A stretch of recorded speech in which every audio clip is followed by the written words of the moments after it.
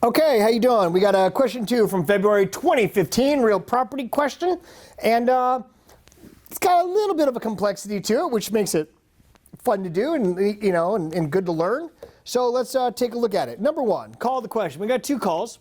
What right, title, or interest in Blackacre? And again, it's always Blackacre. They're going to make it simple. If any is held by C, D, E, or F. Okay, so one of the things I do is instead of like talking about C first, talking about D first, talking about E, D second, and then Edward third, and Frank fourth, or whatever, I would just discuss everything that happens in chronological order, and then when I'm at the end, explain what interest they have. Because a few people might not have interest. Somebody might own the whole property. I don't know. Maybe they're joint tenants. They're not going to be joint tenants at the end. It'll never happen. At the end, they're always going to be tenants in common. It'll only start off as a joint tenancy. It'll never transform into a joint tenancy absent unusual circumstances. So there you go. All right. Number 2. Is David likely to prevail in his suit against Ellen and Fred? So we have D versus Ellen, and then D versus Fred. Now, I don't know right at this moment whether or not E and F are really kind of like one and the same. Maybe there's vicarious liability. Who knows? I mean, maybe it's a little bit of a torts crossover. It's a little bit of a contracts crossover, by the way. Not really. I mean, contracts and real property are very, very similar. Like real property and constitutional law do the same things, et cetera, et cetera. So even like evidence in criminal procedure, criminal law and criminal procedure, a lot of those subjects do cross over. So it's not, this is a real property one, but it's got a little slight contract issue. So what I would do here is right now, this is all I know. That's my setup. I'm just going to go chronologically and adjust it just accordingly if there's anything I need to do. Okay, let's just take, again, the easiest way to do any essay on the bar exam, law school, whatever have you. Just go in chronological order. Just take everything one at a time and discuss it. It's not that difficult if you just do things like that. People make this test much, much harder than it is, and that's because of the stress and the pressure that you put on yourself, not that the exam puts on you. So relax, and then when you end up passing the bar exam, a lot of times this happens. Former students of mine will call me up, they'll look at the essays that were tested, and they're like, man, they got it so easy. And I'm like, it was always that easy. You just see it with a different set of eyes now. And if you can actually take the blinders off, you'll be able to see everything really clearly. And I get it, it's a lot tougher being on that side than it is on this side. Okay, A and B own Blackacre and fee simple joint tenants of survivorship. Okay, we don't have them in the call of the question, let me guess. They're probably going to give the property to someone that's going to end up trickling down to C, D, E, and F, because guess what? I know how to do the alphabet. A, B, C, D, E. Oh, that's what they're doing. Okay, so let's start off like that. A and B, joint tenants. And joint tenancy is the time, title, interest, possession, whatever, the 4 unities of title. Is that important to put down? Do you have to underline it and bold it for the grade? I don't give a shit. That's not what they're looking at here. There's the joint tenancy. End of story. They have the right of survivorship, which means if A dies, it goes to B. B dies, it goes to A, unless, of course, it gets severed during their lifetime. Or if they execute a mortgage in a title theory jurisdiction, because title severs it. Okay, right of survivorship. Blackacre is located in a jurisdiction with a race notice statute. Okay, cool. So that means not only do you have to take without notice to qualify, but you have to be the first one to the recorder's office. So there's 2 elements, race and notice, and they give you that, and we're going to end up probably having to discuss both notice and race. Not sure right where. As soon as we find out when there's been any kind of like transfers. Okay. Without Bob's knowledge, and again, that's one of the things I would mention, the severance. Can A transfer it without Bob's knowledge? The answer is yes. A can sever without B's knowledge. Because knowledge or consent of the other party is not required. And the reason is, hey, it's half your property. Don't tell me what to do with my property. If I want to sever it, I can sever it. Now, if you guys have a contract, between you that says you're not going to sever it, that's a whole nother issue. That would be a contract dispute. But anyways, you can sever it without knowledge or consent. They do that a lot in the essay, so pay close attention to it. This is why it's so important to read carefully and to slow down when you read.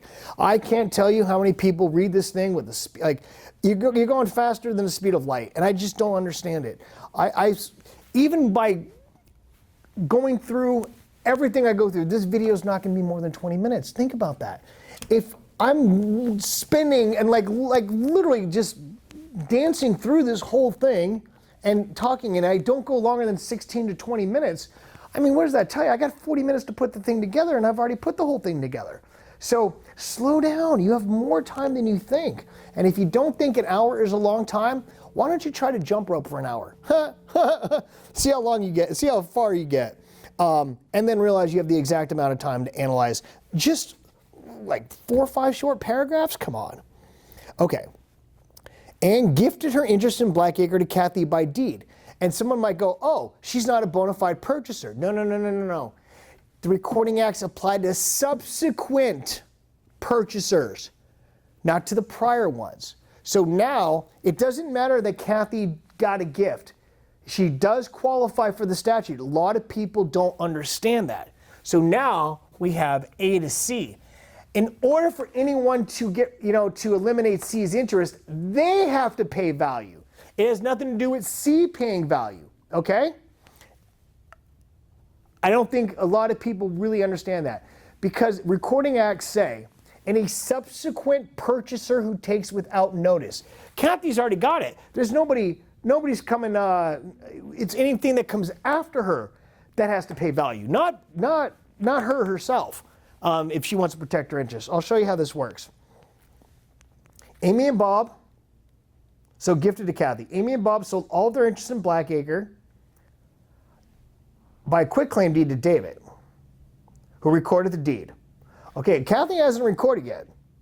So Kathy might lose it. And don't forget, now David is a good faith purchaser. So here, A had nothing to give. So now we have C and D as tenants in common.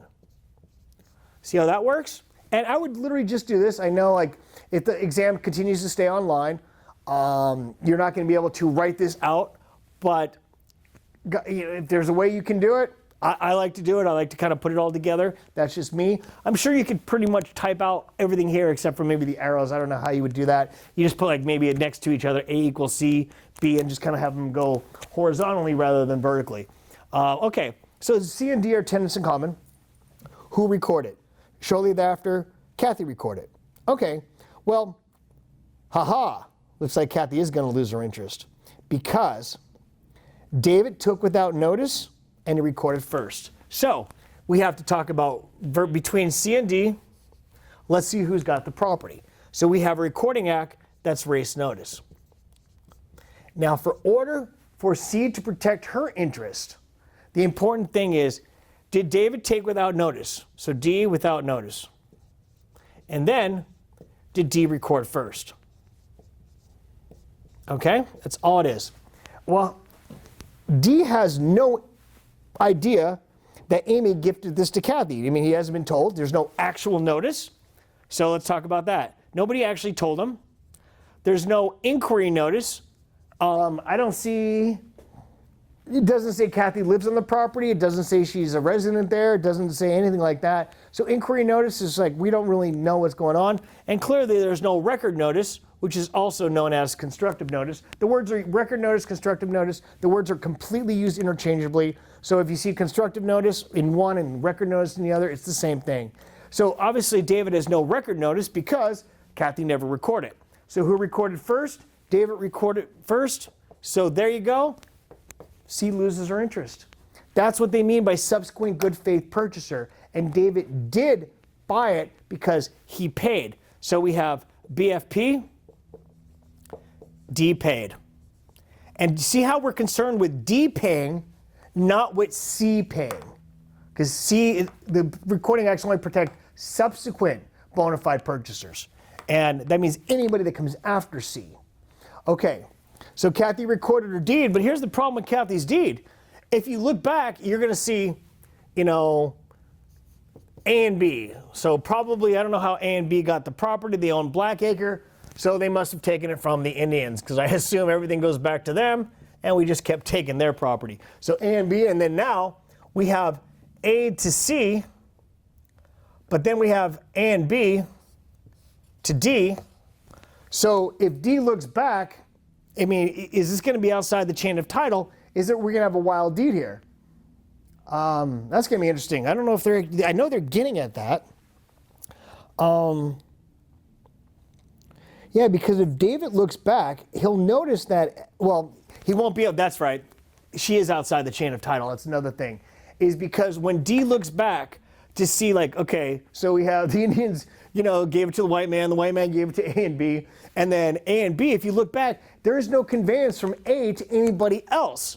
So when D looks at it, he's like, okay, I got proper. So in the grantor-grantee index, well, track index, well, there's no deed recorded. C never recorded a deed. D's not going to find it. So C's deed is outside the chain of title. I think it's going to actually apply later on. But I'm just thinking about that right now. There is no deed there. And because it's recorded after David, no one's going to notice it. Okay. David entered into a valid 15-year lease of Blackacre with Ellen. All right, so now we're switching gears to Ellen. Ellen looks like she's going to be a lessee. So maybe this actually works out where we're going to talk about Ellen next. Okay, because we have C and D. There we go. We've already talked about C and D. Okay, just keep moving on. We're actually fine because we already talked about C and D without even actually discussing them individually. Okay, next thing we know, Ellen, 15-year lease. That's what's called a fixed term tenancy or a tenancy for years.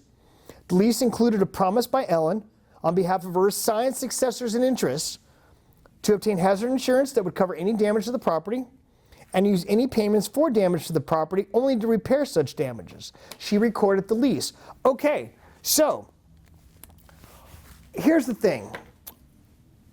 We're going to end up discussing covenants running with the land because when they use the word successor and interest, I already know they're going to somehow it's going to be a real covenant, equitable servitude. So let's think about a real covenant. And in case you don't know the elements, they're actually right in front of you. So first thing we have is there a writing? Well, we have a 15-year valid lease. I mean, it couldn't be valid unless it was in writing, so there's the writing. And also it says the lease included these provisions. Clearly they're not oral, they're written down. So there's number one, it's in writing.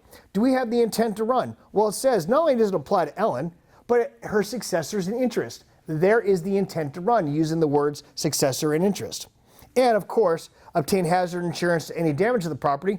It concerns the land. It clearly touches and concerns the land because it completely relates to the property. It's not a personal covenant. It actually has something to do with the land. In fact, touching concern is pretty broad.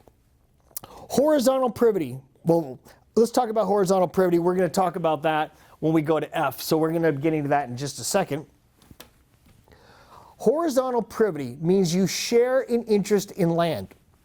And the two most prominent situations, in fact, there's only really two, where it applies is easements and landlord-tenant. Let me explain.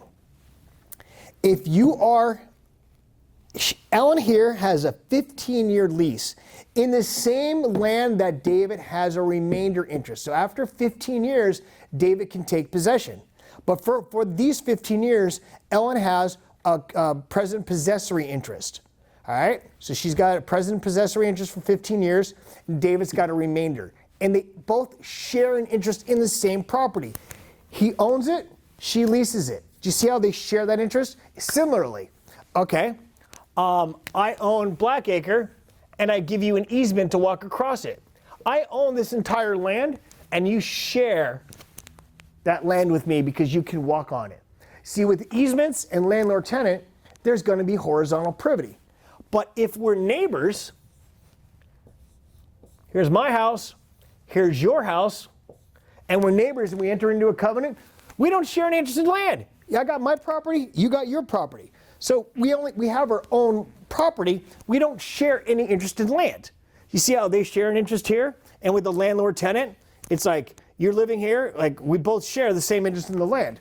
Here we don't. So whenever you see that they're neighbors, there's no horizontal privity. So that means you can only enforce it as an equitable servitude. Of course, landlord-tenant and easements, you're going to share an interest in land, so that's not going to be a problem. Horizontal privity is going to be satisfied. Okay, that usually stumps students quite a bit, but I'm thinking to myself, you're not going to miss that now. Now you fully understand it. Okay, moving on. So Ellen recorded the lease. Okay, so if Ellen records the lease, all right, I don't see how that's relevant. Oh, if someone has notice of it, there you go. Haha. If she recorded it, then obviously whoever comes after, I assume Fran's probably going to get it because we have DF and landlord versus the tenant, landlord probably versus the assignee. Obviously, how do I know there's going to be an assignment, or at least the sub was probably going to be an assignment? Because if there was a sublease, to be no vertical privity. I'll get to that in a second. Okay, moving on. 5 years later, Ellen transferred all of her remainder interest in Blackacre to Fred. Because she transferred all of her interest, that's an assignment. An assignment transfers all your entire interest, which means it's vertical privity. Vertical privity does not apply only if there's a sublease, because you're not giving away your entire interest, and vertical privity requires you to give away your whole interest. The only time vertical privity is not going to be satisfied, sublease, because you're not giving away it all. Now, it doesn't really apply for the benefit to run, but don't worry about that. I'm trying to explain to you what vertical privity is. Not an issue here. So horizontal privity has to do with sharing an interest in land between the original contracting parties, and vertical privity has to deal with giving away your entire interest in land. It applies to anything but a sublease or probably a life tenant, because a life tenant doesn't have your entire interest in land. Okay? Neither E or Fred ever obtained hazard insurance. Okay, so they're in breach of the lease. Clearly, E's in breach of the lease, and E, even with an assignment, F becomes primarily liable, and E, because she's still in privy of contract with the landlord, E is secondarily liable, also known, and keep this word handy, because I've seen it on the MBEs many times, whether they're talking about assumption agreements, like with mortgages, where you assume or take subject to. If you assign the lease, the assignee, just like when you assume the mortgage, the person who assumed it is primarily liable. The other party is secondarily liable, also known as liable as a surety. They'll use the word surety. That's what secondarily liable is, a surety, meaning you guarantee that if F doesn't pay the lease, or if F doesn't satisfy the mortgage under an assumption agreement, then I become secondarily liable, and I'm actually guaranteeing that she pays. If she doesn't pay, then I got to pay. That's why you're secondarily liable as a surety. That's what that means. So these, it's really important. Real property is a vocabulary test. It is important that you look up words you do not know. So if you see the word defeasible, look it up. It means capable of being defeated. Now all of a sudden, like, oh, it's a defeasible fee. That means I have a fee simple that's capable of being defeated. It's that simple. What does executory mean? Oh, it means unperformed. Oh, how about that? I have an unperformed executory interest. So look at what these words mean. Really do the work. In the outline, the one-timers outline, it really is explained. All these concepts are, the vocabulary is already there. I've already done that for you. But if you see something you don't know at any time, always look it up. It's better to be ignorant for a second than ignorant for the rest of your life. Okay, moving on. While Fred was in possession of Blackacre, a building on the property was destroyed by fire due to lightning strike. Well, it looks like he's going to be liable for that. David sued Ellen and Fred for damages for breach of the covenant regarding hazard insurance for Blackacre. Yeah, no problem. So this one turns out to be relatively easy. Okay, so A and B were originally joint tenants. A severed it and gave it to C, but because C never recorded it, C lost her interest, and therefore A and B's quitclaim deed to D makes D the entire owner of the property. So therefore, when E had a 15-year lease and F is an assignee, nothing really going on there. So D versus E, when David versus Edward, that's for privity of contract. That's really the only contract matter, because you wouldn't get them for, it's just breach of the lease. That's all it is, breach of the lease. And Ed is secondarily liable for F, who's primarily liable as an assignee. I mean, that's it. And of course, the covenant touches and concerns the land, so it runs to F. So F assumed the lease, is responsible for all the covenants. They do run with the land. Covenants running with the lease. That's also another way to state it as well. Okay, well, that's it. That's a wrap for this essay. It was interesting. It wasn't exact. This one could get you into a little bit of trouble if you don't start straightening things out as they go one at a time. But as you see each issue surface, Go ahead and discuss it, give a full proper analysis, apply the law to the facts correctly, and you're done. Get your bar cards printed. Okay, take care.